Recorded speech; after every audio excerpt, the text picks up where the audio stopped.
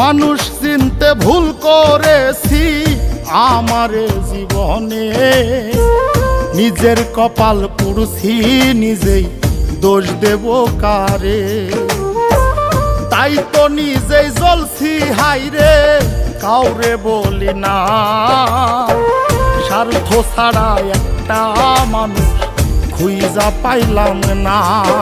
আমি স্বার্থ ছাড়া একটা মানুষ খুঁজা পাইলাম না।